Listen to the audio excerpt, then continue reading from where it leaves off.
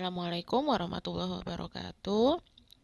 Eh, ini lanjutan dari materi video sebelumnya berkaitan dengan barisan dan limitnya. Jadi di sini kita fokus ke eh, contoh soal yang berkaitan dengan definisi limit barisan.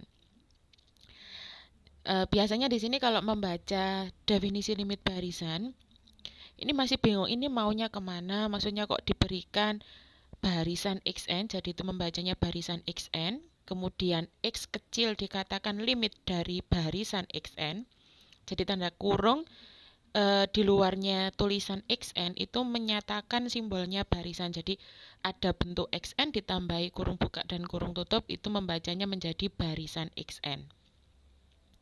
Nah, x itu dikatakan limit dari barisan xn, jadi di sini gambarannya begini. Kalau selama ini kalian mengenal limit suatu fungsi itu kan misalkan tertulis limit x menuju 3 dari fx, hasilnya berapa, kan seperti itu. Nah, tetapi karena barisan, kita tahu bahwa barisan itu tidak pernah berhenti dan dia itu merupakan fungsi yang memetakan himpunan bilangan asli ke himpunan bilangan real. Jadi ada suku ke-1, suku ke-2, suku ke-3, dan seterusnya. Itu tadi ada indeks 1, 2, 3. Nah, itu yang dianggap sebagai himpunan bilangan asli. Jadi itu yang dianggap sebagai domainnya. Domainnya himpunan bilangan asli. Kita tahu bahwa bilangan asli itu tak terhingga banyaknya. Sehingga kalau selama ini kita cuma mengatakan barisan itu adalah U1, U2 sampai UN, itu salah. Harusnya masih ada UN plus 1, ada UN plus 2, bisa jadi juga ada UN plus 100. Bisa jadi masih ada UN plus 100 juta. Jadi indeks di bawahnya itu tidak hanya berhenti pada N. Sehingga ketika menulis barisan, itu yang benar misalkan kalau kita buat susunannya yaitu U1, U2, U3, biasanya di ini ya ditulis dengan titik 3, titik titik titik, UN, titik titik titik. Jadi artinya apa? Barisannya masih berlanjut, tidak hanya berhenti pada UN. Nah, ada kondisi di mana barisan itu dia semakin bilangannya semakin besar indeksnya, bilangannya juga semakin besar. Contohnya barisan bilangan genap. Barisan bilangan genap yaitu isinya 2, 4, 6, 8, 10 dan seterusnya. Sehingga ketika kita tanya barisan itu ketika domainnya kita ambil n-nya yaitu tak hingga atau n-nya menuju tak hingga, maka nilai barisannya bagaimana? Dia pasti juga menuju ke tak hingga. Nah, kondisi barisan yang seperti itu disebut sebagai barisan konvergen.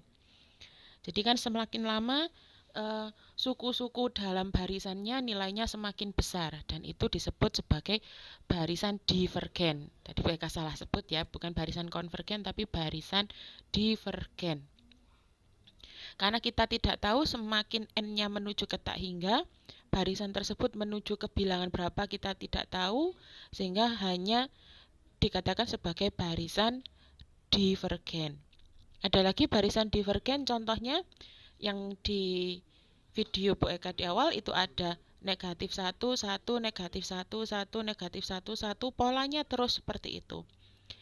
Jadi kalau ditanya nanti kalau n-nya semakin menuju tak hingga, berapa tujuan akhirnya? Kita tidak bisa mengatakan tujuan akhirnya 1, atau kita tidak bisa mengatakan tujuan akhirnya negatif 1. Karena apa? Selalu berselang-seling antara negatif 1 dan 1. Nah, kondisi barisan yang seperti itu juga disebut sebagai barisan divergen. Nah, khusus barisan konvergen itu maka kita dapat mengatakan bahwa barisannya mempunyai limit.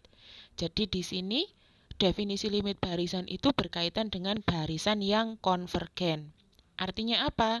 Semakin indeks n-nya menuju ke tak hingga, maka barisan tersebut mendekati suatu bilangan tertentu yang bisa kita sebutkan. Nah, nanti contohnya ada di bawah ini. Nah, sekarang kita bahas tentang definisi limit barisan. diberikan barisan xn, x dikatakan limit dari barisan xn jika, jadi x itu adalah bilangan yang dituju,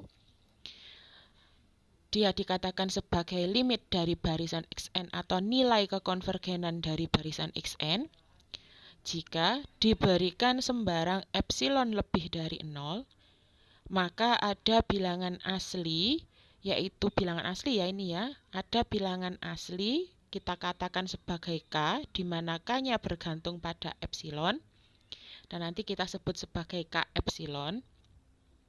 Sehingga untuk setiap bilangan asli N di sini ini adalah indeks-indeks pada domain barisan. Ya, sehingga untuk setiap bilangan asli N yang nilainya lebih dari atau sama dengan K epsilon, berlaku nilai mutlak xn dikurangi x kurang dari epsilon. Jadi di sini maksudnya ketika kita memberikan nilai epsilon, karena di sini sembarang ya. Jadi misalkan kita berikan nilai epsilonnya 1, nanti terdapat K epsilon tertentu. Kita berikan epsilonnya 0,1, 0,1 itu kan lebih dari 0, nanti bisa jadi muncul bentuk K epsilon yang lain. Kita berikan epsilonnya 2 kan lebih dari 0, maka bentuk K-nya juga berubah lagi. Ya, nanti contohnya Bu Eka jelaskan di bawah. Ya. Nah, di sini ketika kita sudah memberikan epsilon, kemudian kan muncul K. Nah, setelah muncul K, itu akibatnya kita bisa menentukan mulai N ke berapa berlaku nilai mutlak xn dikurangi x kurang dari epsilon. Ya. Jadi di sini N itu jadi urutannya kalau pembuktian kita memberikan epsilon dulu, kemudian setelah epsilonnya ditentukan, maka akan ketemu bentuk K epsilon. Nah, nanti nilai N atau indeksnya itu bergantung pada K epsilon. Jadi belum tentu nanti mulai suku ke-1, suku ke-2 itu akan berlaku nilai mutlak xn dikurangi x kurang dari epsilon. Tetapi ada kondisi juga kadang xn dikurangi x yang nilai mutlaknya lebih dari atau sama dengan epsilon. Tapi biasanya di suku-suku awal. Padahal yang kita inginkan adalah untuk suku-suku yang semakin lama menuju ke tak hingga. Nah, jadi memang kondisinya berbeda. Karena yang kita lihat bukan beberapa suku pertamanya, tetapi suku-suku yang semakin mendekati ke tak hingga. Itu maksud dari limit barisannya ya. Jadi yang kita perhatikan itu utamanya adalah yang suku-suku yang semakin mendekati ke tak hingga. Kondisinya seperti apa? Bukan dimulai dari suku awal.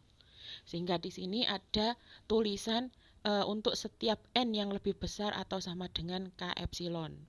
Jadi setelah epsilon kita berikan, ketemu bentuk K epsilonnya, sehingga kita bisa menentukan mulai N ke berapa yang mengakibatkan nilai mutlak xn dikurangi x kurang dari epsilon. Nah, sekarang langsung masuk ke contohnya ya, biar bisa kita memahami makna dari definisi limit barisan. Nah,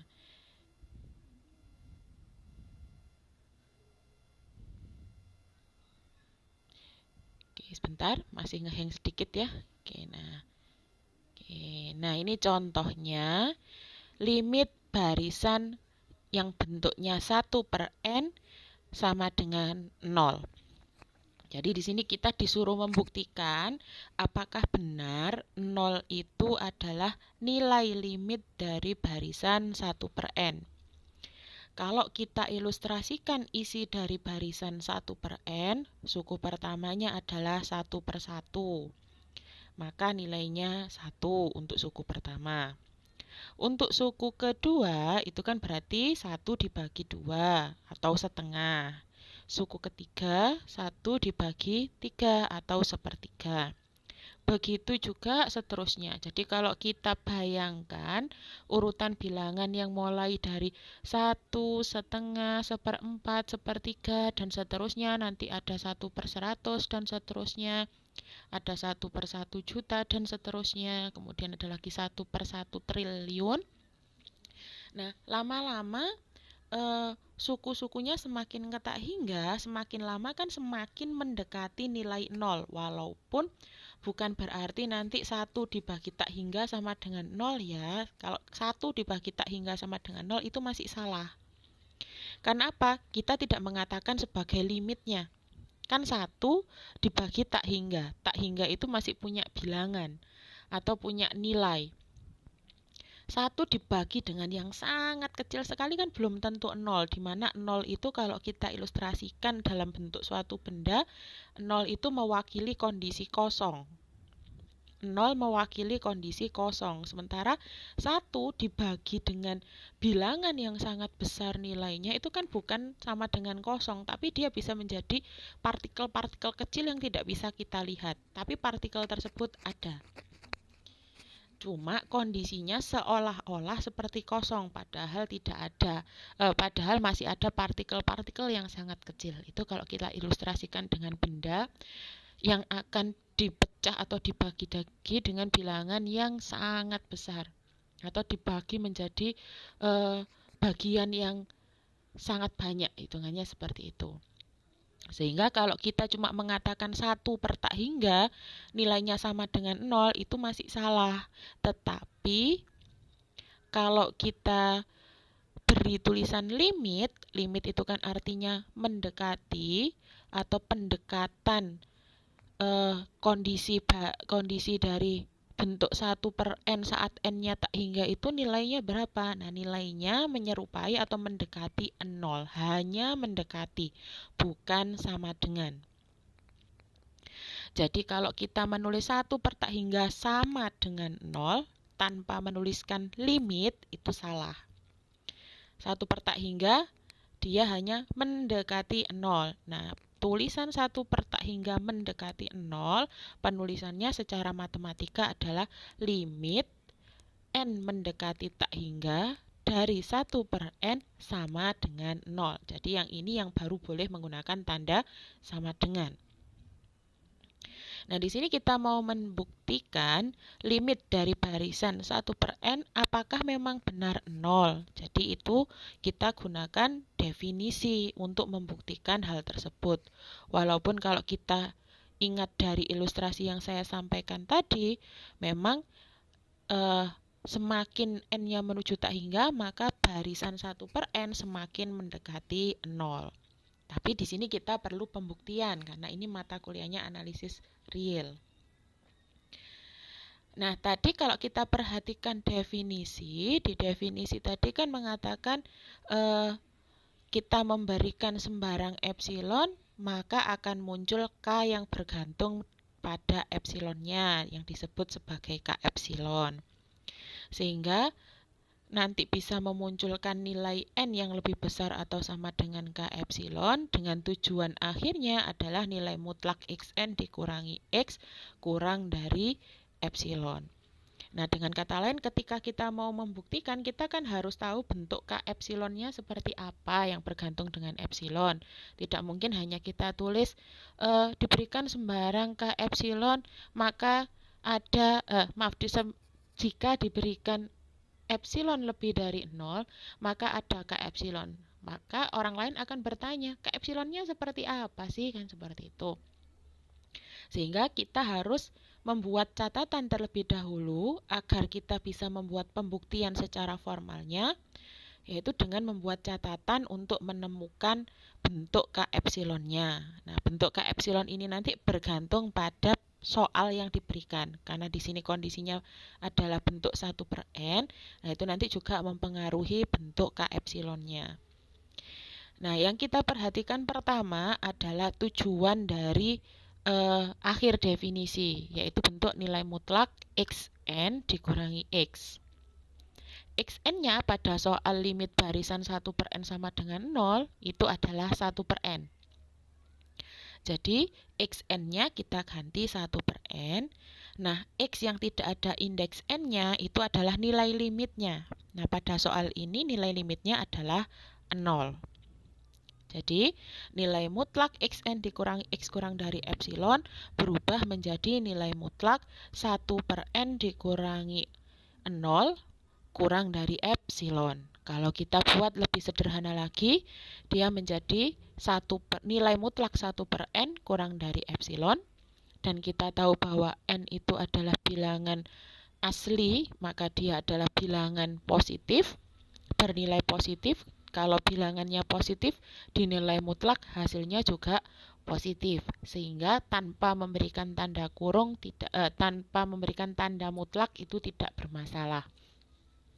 Sehingga bentuk nilai mutlak 1 per N kurang dari epsilon bisa kita sederhanakan menjadi 1 per N kurang dari epsilon. Ini yang kita punya untuk pertama. Kemudian pada definisi limit barisan itu kan juga memunculkan tulisan atau kondisi N yang lebih dari atau sama dengan K epsilon. Nah, dari tulisan N lebih dari atau sama dengan K epsilon, ini semuanya kita coba menyamakan bentuknya dengan yang tujuan di atas. Nah, di situ kan bentuknya 1 per ya. Nah, yang di kedua ini juga seperti itu. Tujuannya kita bentuk dia menjadi 1 per. Nah, kalau N-nya lebih dari atau sama dengan K epsilon, berarti kalau 1 per N menjadi bagaimana kaitannya dengan K epsilon? Caranya yaitu dari tulisan N lebih dari sama dengan K epsilon, kedua ruasnya pertama kali kalian bagi dengan N. Yang ruas kiri kan N dibagi dengan N, menghasilkan 1. Ya. Yang ruas kanan K epsilonnya dibagi N menjadi K epsilon per N. Sehingga tulisan N lebih dari sama dengan K epsilon sekarang menjadi 1 lebih dari atau sama dengan K epsilon per N. Nah, kemudian dari yang terbaru ini tadi, kedua ruas kalian bagi dengan K epsilon. Ruas kiri yang awalnya 1 dibagi dengan K epsilon menjadi 1 per K epsilon. Tanda lebih darinya tidak berubah sama sekali, tetap lebih dari atau sama dengan. Kemudian yang di ruas kanan, K epsilon per N dibagi K epsilon, sehingga tinggal 1 per N. Dengan demikian bentuknya menjadi 1 per K epsilon lebih dari atau sama dengan 1 per N. Nah, kalau kita buat urutannya dari yang lebih kecil terlebih dahulu, maka bentuknya menjadi 1 per N kurang dari atau sama dengan 1 per K epsilon. Seperti yang tertera pada text word ini ya. Jadi, kita sudah punya dua bentuk. 1 per N kurang dari epsilon, kemudian ada 1 per N kurang dari sama dengan 1 per K epsilon. Nah, kemudian sekarang untuk menentukan nilai K epsilon, maka kita gunakan gabungan 1 per N kurang dari sama dengan 1 per K epsilon dan 1 per N kurang dari epsilon. Sehingga menjadi urutannya seperti yang tertulis, yaitu 1 per N kurang dari sama dengan 1 per K epsilon kurang dari epsilon. Nah, dari sini sepertinya akan muncul pertanyaan, loh kok kenapa kita dahulukan 1 per N kurang dari atau sama dengan 1 per K epsilon atau kemudian baru kurang dari epsilon. Penentuan bentuk ini ada kaitannya dengan definisi juga. Pada definisi, itu kan kita memberikan epsilon, baru muncul K epsilon, kemudian baru memunculkan N-nya. Karena kita ini tadi alurnya terbalik, maka kita kaitkan dulu dari N-nya terlebih dahulu, baru dikembalikan ke K epsilon, baru dikaitkan dengan epsilon. Jadi karena ini tadi kan urutannya kan kita mencari K epsilon kan dari belakang dulu. Nah, sama, jadi di sini urutannya juga dari 1 per N dulu, kemudian 1 per K epsilon, kemudian kurang dari epsilon. Ya, jadi bentuknya seperti ini. Jadi tandanya tidak berubah sama sekali, 1 per N kurang dari sama dengan 1 per K epsilon kurang dari epsilon. Nah, karena di sini kan tujuan kita hanya mencari K epsilon ya. Jadi dari bentuk 1 per N kurang dari sama dengan 1 per K epsilon kurang dari epsilon, itu tinggal kita ambil hanya yang mulai 1 per K epsilon. Maka kita dapatkan 1 per K epsilon kurang dari epsilon. Nah, dari tulisan 1 per K epsilon kurang dari epsilon, ini kita otak-atik lagi, berarti K epsilonnya ini bergantung pada epsilonnya seperti apa. Nah, di sini ada penjelasannya. 1 per K epsilon kurang dari epsilon, kedua ruas kita kalikan dengan K epsilon, sehingga menjadi 1 kurang dari epsilon dikali K epsilon. Kemudian 1 kurang dari epsilon dikali K epsilon, kedua ruasnya dibagi epsilon, sehingga yang ruas kiri menjadi 1/4 epsilon, kurang dari yang ruas kanan menjadi K epsilon. Dengan kata lain, di sini kita mengambil nanti ketika di pembuktian formalnya, kita mengambil K epsilon yang bentuknya lebih dari 1 per epsilon. Jadi bukan menggunakan sama dengan ya kasusnya di sini, tapi kita menggunakan bentuk lebih dari. Jadi nanti ketika ditulis di pembuktian formal, kita memilih K epsilon yang bentuknya lebih dari 1/4 epsilon. Nah, di sini saya ilustrasikan penggunaan epsilonnya seperti apa sehingga nanti bentuk K epsilonnya berubah-ubah. Misal saya berikan K epsilonnya 1, maka kita mendapatkan 1 dibagi 1, hasilnya adalah 1. Dengan demikian, K epsilon yang dipilih adalah K epsilon yang lebih dari 1, di mana K tadi kan bilangan asli. Sehingga kita pilih K epsilonnya yaitu mulai dari 2. Kan K epsilon lebih dari 1. Maka kita pilihnya adalah 2. Sehingga suku-suku yang mengakibatkan bentuk nilai mutlak Xn dikurangi X kurang dari epsilon untuk soal barisan 1 per N itu berlaku mulai suku kedua. Kalau epsilonnya 1. Kemudian kalau misalkan saya berikan epsilonnya adalah 0,2. 0,2. Epsilonnya 0,2. Kita substitusikan ke bentuk yang terakhir ini tadi. Maka kita memilih K epsilon yang lebih dari 1 per 0,2. Nah, 1 per 0,2 itu kan sama saja dengan 20. 1 dibagi 0,2 sama dengan 1 per 2. 1 per 0,2 itu kan artinya kan sama dengan 1 per 2 per 10. Bukan tadi salah hitung ya, bukan 20 ya, harusnya 5. 1 dibagi 0,2 hasilnya sama dengan 5. Ya. 1 per 0,2 hasilnya harusnya 5. Nah, berarti di sini kita memilih K-nya itu tadi yang lebih dari 5. Berarti dimulai dari berapa? Dimulai dari 6. Sehingga bentuk nilai mutlak Xn dikurangi X kurang dari epsilon pada kasus Xn-nya sama dengan 1 per N itu berlaku mulai N sama dengan 6 dan seterusnya. Sampai N ketak hingga. Ya, tidak berlaku untuk N sama dengan 5 ke bawah. Ya, jadi seperti itu penggunaan epsilonnya. Nah, tapi nanti di pembuktian jangan menuliskan diberikan epsilon sama dengan 1. Tidak, tapi kita menggunakan epsilonnya sembarang atau bebas. Asalkan dia lebih dari 0, tapi nanti K-nya bentuknya bergantung pada nilai epsilon yang diberikan. Nah, sekarang masuk ke pembuktian formalnya. Pembuktian formal untuk limit barisan 1 per N sama dengan 0, kita mulai dengan kalimat diberikan sembarang epsilon lebih dari 0. Maka ada K epsilon yang lebih dari 1 per epsilon. Boleh menggunakan kata ada, boleh menggunakan kata pilih. Jadi diberikan sembarang epsilon lebih dari 0, maka pilih K epsilonnya yang lebih dari 1 per epsilon.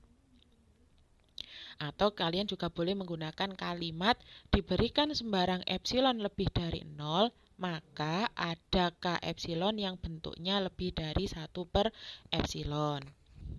Sehingga untuk setiap N yang lebih dari atau sama dengan K epsilon, kita dapatkan kondisi N lebih dari sama dengan K epsilon lebih dari 1 per epsilon. Atau dapat disederhanakan, Yang di sini yang mau kita lihat adalah mulai bentuk N-nya menjadi N lebih dari 1 per epsilon. Loh, kenapa kok di sini tidak ada tanda sama dengan? Karena yang ada sama dengannya hanya N berkaitan dengan K. Tapi ketika kita lihat K dengan epsilon, itu kan tidak ada tanda sama dengannya. Sehingga kalau mau kita kaitkan antara 1 per epsilon dengan N, juga tidak ada tanda sama dengannya. Nah, sekarang kita perhatikan nilai mutlak Xn dikurangi X itu kan sama dengan 1 per N dikurangi 0. Sama dengan nilai mutlak 1 per N sama dengan 1 per N. Karena nilai mutlak 1 per N dikurangi 0 sama dengan 1 per N, dan N lebih dari 1 per epsilon, artinya di sini kalau N lebih dari 1 per epsilon, maka 1 per N-nya kurang dari epsilon. Nah, dari dua bentuk ini, yang nilai mutlak 1 per N dikurangi 0 ini kan sama dengan 1 per N. Tetapi 1 per N-nya kurang dari epsilon. Maka nilai mutlak 1 per N dikurangi 0 kurang dari epsilon. Ya. Jadi seperti itu. Nah, ternyata di sini kan terpenuhi definisinya. Kita memberikan sembarang epsilon. Ketemu bentuk K epsilonnya ternyata 1 per epsilon. Nah, dari kondisi ini ternyata mengakibatkan nilai mutlak 1 per N dikurangi 0 menjadi kurang dari epsilon. Sehingga definisi limit barisan terpenuhi. Sehingga benar bahwa limit barisan 1 per N sama dengan 0. Ini kalau contohnya menggunakan bentuk 1 per N. Nah, bentuk-bentuk ini sebenarnya nanti juga bisa kalian modifikasi. Misal, kan ada juga barisan limit 1 per 2N, limit 1 per 3N, limit 1 per 4N, dan seterusnya. Nah, nanti berkaitan dengan bentuk K epsilonnya. Oke, kalau kita kembalikan ke bentuk yang di atas. Nah, pas bentuk ini kan kebetulan kalau kita cek dari tulisan untuk menentukan nilai K epsilon, dengan kita mempunyai bentuknya bahwa 1 per N kurang dari sama dengan 1 per K epsilon. Nah, ini kan memang tujuannya ya yang tertulis di atas. Nah, tetapi ketika dipakai di nilai mutlak, ya, ketika bentuk nilai mutlak, nah, kita masukkan ke bentuk nilai mutlak ini. Misalkan barisannya adalah 1 per 2N. 1 per 2N. Ya, tertulisnya 1 per 2N. Itu juga dia menuju ke 0. Nah, kalau dituliskan di sini 1 per 2N, nanti kan tujuannya menjadi 1 per 2N kurang dari epsilon. Tujuannya adalah 1 per 2N kurang dari epsilon. Nah, kita tadi juga punya bahwa 1 per N kurang dari sama dengan 1 per K epsilon. Berarti kalau 1 per 2N dia kurang dari sama dengan 1 per 2 K epsilon. Kenapa penyebutnya dari tulisan yang 1 per N kurang dari sama dengan 1 per K epsilon? Ini kan kedua ruas sama-sama dibagi 2. Nah, di atas tadi kan kita juga punya bahwa 1 per 2N kurang dari 2 epsilon. Sehingga ketika dibentuk yang mulai tulisan untuk menentukan nilai K epsilon, baris di bawahnya, kan kita jadinya mempunyai 1 per 2N kurang dari sama dengan 1 per 2 K epsilon kurang dari epsilon. Sehingga kita dapatkan 1 per 2 K epsilon kurang dari epsilon. Artinya apa? Kita ternyata nanti menemukan bentuk K epsilonnya itu adalah K epsilon lebih dari 1, bentuk K epsilonnya menjadi 2 per epsilon. Jadi bukan 1 per epsilon, melainkan 2 per epsilon. Oke, coba kita cek lagi ya, benar 2 per epsilon apa 1 per 2 epsilon ya. Jangan-jangan BK yang salah sebut ini ya. Oke, kita coba cross check. 1 per 2 K epsilon dibagi 1 per 2 K epsilon kurang dari epsilon. Kedua ruas kita kalikan dengan 2, berarti 1 per K epsilon kurang dari 2 epsilon. Kemudian kedua ruas kita kalikan dengan K epsilon, sehingga kita dapatkan 1 kurang dari 2 epsilon dikali K epsilon. Selanjutnya, kedua ruas kita bagi dengan 2 epsilon, Sehingga kita dapatkan 1/2 epsilon kurang dari K epsilon. Nah, jadi yang benar nanti kita dapatkan K epsilonnya adalah lebih dari 1/2 epsilon.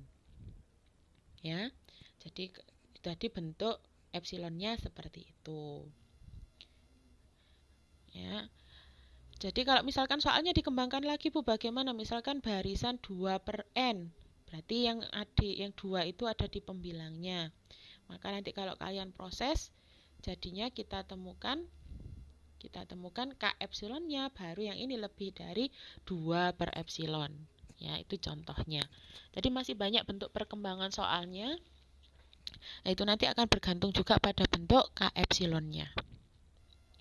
Saya tambahkan satu contoh soal lagi. Nah, di sini soalnya sedikit berbeda. Nah, kalau yang di sini limit 2n ditambah 3, barisan ya, Bu Eka lupa ngomong barisannya. Limit barisan 2n ditambah 3/n. Nah, ini sama dengan limit 2 ditambah 3/n. Nah, kalau kita perhatikan 3/n sendiri kan menuju ke 0 lama-lama. Sementara di sini ada ditambah 2. Berarti kalau semakin lama menuju ke 0 dari bentuk 3/n-nya kemudian ditambah 2, maka limit barisan 2 ditambah 3/n hasilnya adalah sama dengan 2. Nah, ini caranya sama. Kita mulai dari bentuk tujuannya terlebih dahulu, yaitu nilai mutlak xn dikurangi x kurang dari epsilon. Kita ubah xn-nya di sini menjadi 2n ditambah 3/n. Kemudian x-nya nilai limitnya adalah 2, yaitu 2n ditambah 3/n dikurangi 2. Nilainya kurang dari epsilon. Nah, dari sini 2n plus 3/n dikurangi 2 kurang dari epsilon. Kalau kita sederhanakan ternyata bentuknya menjadi 3/n kurang dari epsilon. Nah, di sini 3/n kurang dari epsilon serupa dengan yang Bu Eka sampaikan tadi dari bentuk 2/n. Ternyata kalau kita otak-atik dan seterusnya, nanti kita dapatkan K epsilonnya lebih dari 3/epsilon. Nah, untuk prosesnya bisa kalian baca mandiri di ininya ya, kalian baca mandiri di Word yang Bu Eka share di WhatsApp group ya. Nah, di sini kita sudah punya K epsilon lebih dari 3/epsilon. Sehingga pembuktian formalnya seperti ini. Diberikan sembarang epsilon lebih dari 0, maka pilih K epsilon lebih dari 3/epsilon. Sehingga untuk setiap n yang lebih dari atau sama dengan K epsilon, kita dapatkan kondisi n lebih dari sama dengan K epsilon lebih dari 3/epsilon. Secara sederhananya, kita ambil n-nya lebih dari 3/epsilon. Nah, sekarang perhatikan nilai mutlak xn dikurangi x sama dengan nilai mutlak 2n plus 3/n dikurangi 2. Nah, tadi kan kita juga sebenarnya sudah menghitung bahwa bentuk sederhananya menjadi 3/n. Karena 2n plus 3/n dikurangi 2 dinilai mutlak hasilnya sama dengan 3/n. Dan dari bentuk yang di atas tadi kita dapatkan n lebih dari 3/epsilon. Dimana kalau n lebih dari 3/epsilon artinya 1/n kurang dari epsilon per 3.